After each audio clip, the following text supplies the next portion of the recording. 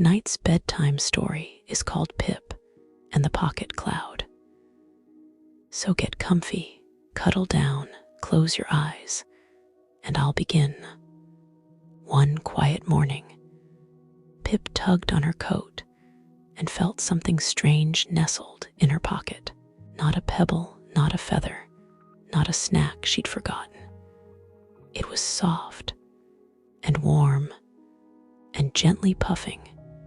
Curious, she peeked inside and gasped. There, nestled in the curve of her hand, was a tiny cloud. It wasn't like the ones that floated far above the rooftops. This one was small enough to fit in her palm. Its edges shimmered faintly, and it made the tiniest puff-puff sound as it drifted upward. Pip held it close, unsure what to do, but the little cloud hovered just beside her shoulder, as if it had always belonged there. Outside, the village was waking up. Cobblestone paths sparkled with raindrops. Chimneys curled with gentle smoke. A cat yawned on a window ledge. Pip buttoned up her coat and headed out, the cloud floating beside her. As she walked past the bakery, she saw a group of children sitting on little cushions for the morning story circle. It was new. She hadn't been before. Her stomach fluttered. What if she didn't know anyone? What if they didn't talk to her? As if it could hear her thoughts, the cloud began to rain, not a heavy storm, but the lightest sprinkle, just enough to make tiny splashes in the puddles. Pip stepped back behind a bush. The cloud hovered close, like a soft scarf around her neck.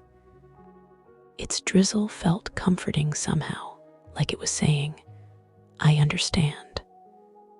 Then she heard a voice. "Would you like to join us?" It was the baker, a kind lady with flour on her apron and a warm, crinkly smile. Pip nodded shyly and tiptoed into the circle. The cloud followed, drying into a gentle mist as she sat down. The baker began the story, her voice rising and falling like the wind. It was about a hedgehog who knitted jumpers for the moon. Pip listened quietly, and soon she smiled. A giggle even bubbled up when the hedgehog gave the moon a bobble hat. At that moment, her cloud lit up. It puffed into a glowing golden ball and spun once, like it was dancing. The children around her noticed.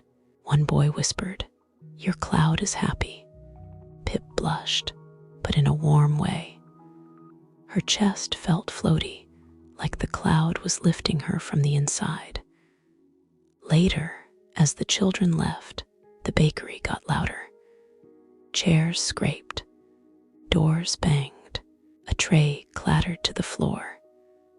Pip's shoulders curled in. Her heart beat faster. It was all too much. The cloud puffed into a fog, wrapping softly around her head. The edges of the room blurred. The noise became muffled. Pip tiptoed outside, around the corner to a quiet tree where the air was still. She sat down, let her hands rest in her lap, and took a long, slow breath. In, out.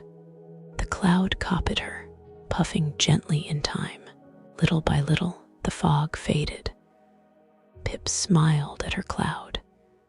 "It's okay," she whispered. "Even if I don't know what I'm feeling, you do." Just then, a rustle came from behind a bush. A sniffle, a squeaky sound like someone trying not to cry. Pip leaned over and peeked.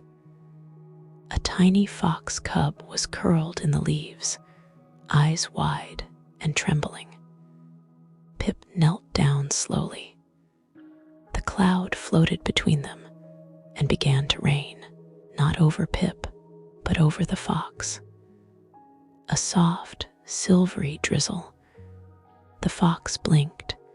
Its breathing slowed. It crept forward. Pip held out her hand. "It's okay to cry," she said gently. "Sometimes I do too." The fox tucked its head into her coat, just for a moment. The cloud glowed softly above them both, like a little lamp. Eventually, the fox scampered off, still a little damp, but not quite so scared. Pip stood up, her coat damp from raindrops and kindness.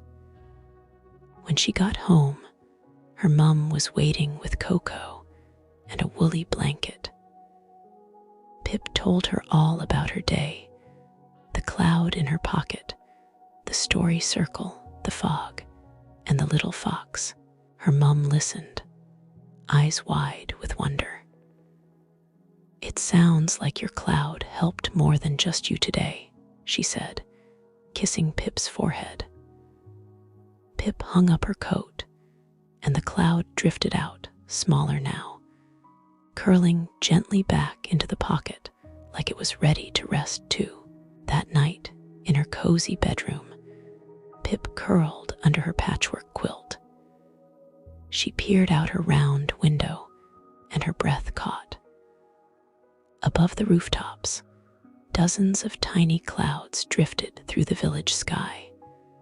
Some glowed golden, some shimmered silver, some rained gently over chimneys. Pip whispered, "Maybe everyone has feelings floating beside them, even if we can't always see." The cloud curled up at the foot of her bed. It pulsed once, a soft, sleepy glow. Pip closed her eyes. "Good night, little cloud," she whispered. And as her breathing slowed and her thoughts grew light, the cloud kept watch, floating gently in the hush of dreams. Now it's time to get some sleep and dream of some magical adventures of your own. Sweet dreams from Dreamer Friends Studio.